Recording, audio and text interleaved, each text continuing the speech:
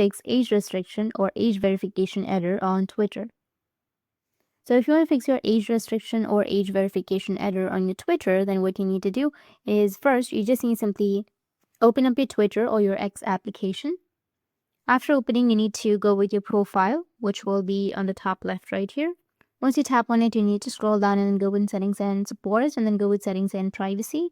Now under settings and privacy, you'll have your account. You can tap on it and then you'll have your information, and here you will have your username, your email address and everything, and you need to make sure that you have correct age. You can do that by just going back and go with your profile and then tap on your profile again right here. And here you will have edit profile, which will be on the right side. Tap on it, and then if you scroll down, you will have date of birth. You just need simply enter the date of birth. Make sure that you've changed the age and make sure that your age is above 18. After that, click on save.